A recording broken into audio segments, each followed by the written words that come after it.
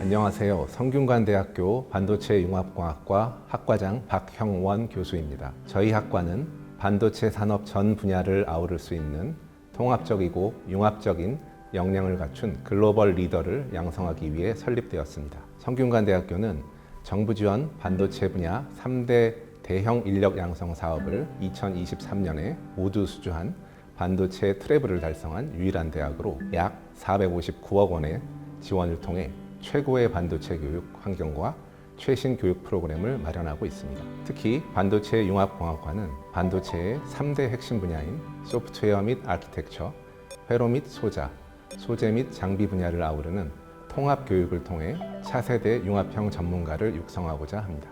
예를 들어 인공지능과 반도체 설계에 대한 이해를 겸비한 AI 반도체 설계 전문가, 회로 설계와 공정에 모두 능숙한 융합형 엔지니어를 양성하여 각 분야 간 시너지를 창출할 수 있는 역량을 길러줍니다. 융합형 인재 양성을 위해 저희는 반도체 분야 전체를 아우르는 체계적인 교육 커리큘럼을 제공하고 있고 학교 생활에 잘 적응할 수 있도록 다양한 학생 지원 프로그램을 제공하고 있습니다. 스마트폰이나 노트북, 그래픽카드 등등 우리가 매일 사용하는 전자기기들이 어떻게 작동하는지 궁금했던 적 있으시죠? 이 모든 기기 안에는 칩이라는 게 있고 이 칩들이 회로라는 것으로 움직입니다. 회로는 쉽게 말해 전기가 흐르는 길이라고 생각하면 돼요. 우리가 길을 걸어갈 때 길이 잘 돼 있으면 편하게 다닐 수 있듯이 전기도 잘 설계된 회로를 따라 흐르면서 기기를 작동시킵니다. 다시 말해서 회로 설계자는 전자기기에 들어가는 칩을 만듭니다. 요즘 유명한 회사들을 생각해보면 감이 좀 더 올 거예요. 엔비디아, 애플, 삼성, 하이닉스 이런 회사들이 바로 회로 설계자가 일을 할 수 있는 대표적인 곳이에요. 얼핏 생각하기에 애플은 아이폰이나 맥북 이렇게 전자기기를 만드는 곳이 아닌가 생각이 들 수도 있어요. 그런데 애플은 칩도 설계해요. 최근에 M4 칩이 새로 나왔죠. 이는 애플 내부에서 자체 설계된 칩이에요. 혹은 우리가 많이 쓰는 인텔 CPU 이런 것도 다 칩이고요. 회로 설계자들의 목적은 간단히 말해서 칩을 빠르고 정확하게 동작시키되 전력을 최소화로 소비하게 하는 거예요. 효율을 좋게 만드는 거죠. 예를 들어 요즘 챗 GPT 인공지능 있잖아요. 이런 인공지능은 수천억 개 이상의 변수를 가지고 계산을 해야 돼요. 이를 위해서 빠른 연산 속도가 가능한 그래픽 카드가 필요하고 이를 엔비디아가 만들고 있어요. 이런 회로 설계를 위해서 우리 학과에서는 회로의 기본 소자인 모스펫에 대해서 배우고 또 이를 조합해서 앰플리파이어 만드는 법을 배웁니다. 혹은 M4나 엔비디아 그래픽 카드와 같이 디지털 회로 설계자를 위한 기본 그리고 심화 지식도 습득할 수 있어요. 우선 여러분 모두는 회로 이론과 전자회로를 통해서 회로의 기초를 배워요.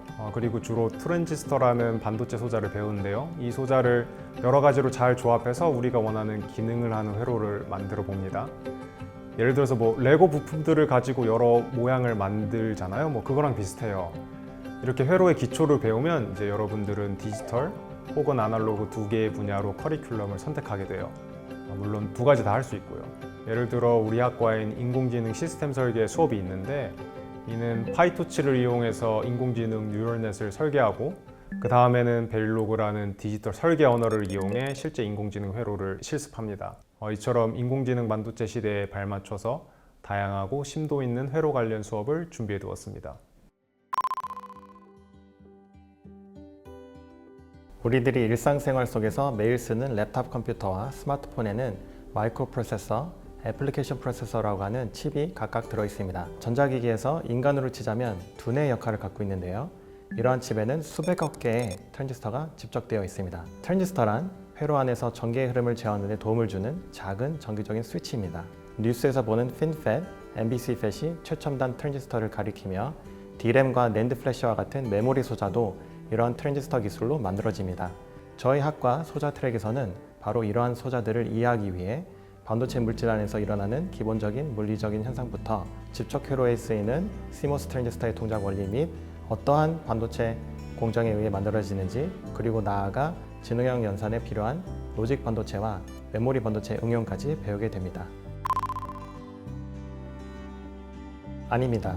기초 이론을 배운 후에 시뮬레이션 툴을 이용하여 반도체 공정 및 소자에 대해 익히고 측정과 공정 실험을 진행하면서 심화 내용을 직접 실습합니다.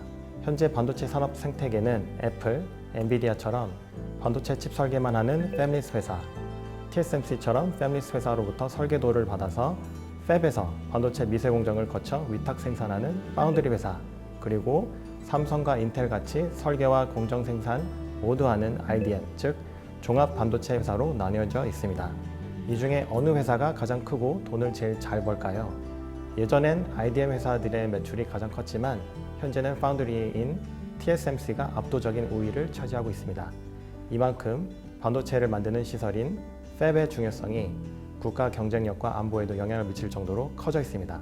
성균관대학교가 반도체 특성화 목적으로 정부 재정 지원 사업 하나도 아니고 3개로부터 지원받으면서 현재 여러분이 반도체 소자 공정 실험 교육받을 수 있는 6인치 웨이퍼 팹을 구축하고 있습니다. 여러분이 들어와서 실습할 학기가 되면 여러 리소그래피, 증착, 식각 반도체 공정 장비들이 풀 가동할 준비가 돼 있을 겁니다. 6인치 장비를 갖춘 팹에서 반도체 공정을 실습 교과목으로 배울 수 있는 학교는 손에 꼽히는데요. 우리 성균관대학교 반도체 융합공학과에서는 6인치 장비를 갖춘 팹이 있기에 전문화된 커리큘럼으로 반도체 소자 교육이 가능합니다.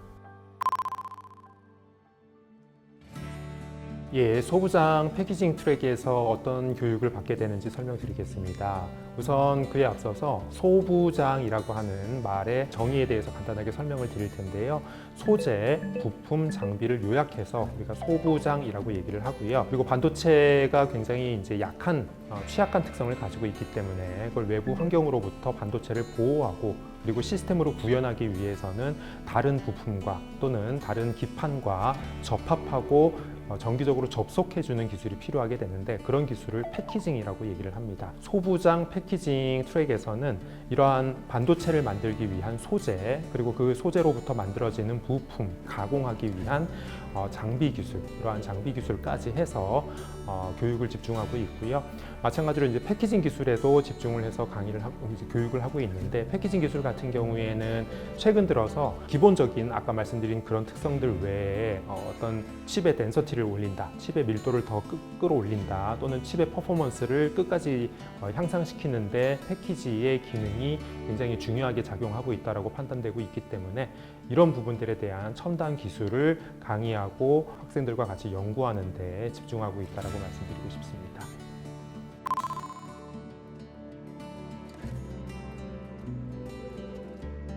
예, 굉장히 좋은 질문입니다. 하학교에서 최근 개설된 반도체 공학과에서는 반도체의 설계 또는 반도체의 아키텍처 그리고 약간의 공정 기술을 강의하는 데 그치는 것이 그 한계라고 말씀드릴 수가 있겠습니다. 예를 들어서 최근 들어서 굉장히 핫 이슈로 뉴스에도 굉장히 많이 나오고 있는 고대역폭 메모리를 들 수 있겠는데요. 우리가 보통 HBM이라고 얘기하는 부품입니다. HBM 같은 경우에는 여러 개의 메모리 칩을 수직으로 연결을 해서 데이터 처리 속도를 혁신적으로 끌어올린 첨단 기술인데 그 기술의 핵심 포인트는 어디에 있느냐? 칩을 개발하는 데 있느냐? 칩을 디자인하는 데 있느냐가 아니고요. 반도체 패키징 기술의 그 핵심적인 성패를 좌우하는 부분이 있다라고 말씀드릴 수가 있겠습니다. 또 한 가지 다른 예로는 TSMC에서 애플의 메인 프로세서 AP 물량을 삼성으로부터 전량 다 가져가게 됐고 이후로는 삼성에서 전혀 그 물량을 가져오지 못하고 있는데 그러한 것도 상당 부분은 팬아웃 웨이퍼 레벨 패키징 기술이라고 하는 패키징 기술의 부재에서 비롯된 부분이 크다라고 말씀드릴 수 있겠습니다. 이런 부분들로 봤을 때 소부장 패키징 기술을 등한시하기는 굉장히 어렵다라고 말씀을 드리고 싶고요. 그래서 우리 반도체 융합공학과에서는 특별히 이제 소부장이나 반도체 패키징을 연구하고 교육을 제대로 받은 학생들에 대한 수요가 굉장히 높은 상황인데요. 이러한 학생들을 기업의 요구에 맞춰서 공급하기 위해서 소부장 패키징 트랙을 개설을 했고요. 그 패키징 트랙을 통해서 학생들을 교육하는 데 힘쓰고 있다라고 말씀을 드리고 싶습니다.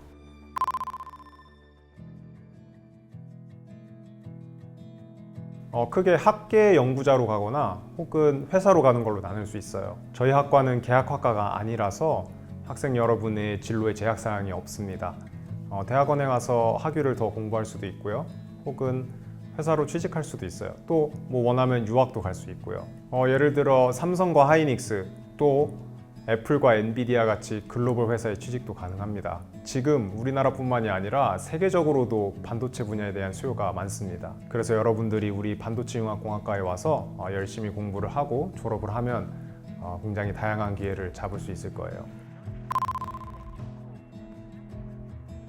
네, 저희 학교가 작년에 국내 대학 중 유일하게 정부 지원 반도체 분야 3대 대형 재정 지원 사업을 모두 수주함으로써 확실한 재정 지원을 기반으로 국내를 넘어 글로벌 수준의 교육 환경과 실습 환경을 제공하고 있습니다. 결과적으로 저희는 산업과 학계에서 여러분들이 하고 싶어하는 것들을 할 수 있는 글로벌 리더로 양성하고자 하고 있는데요.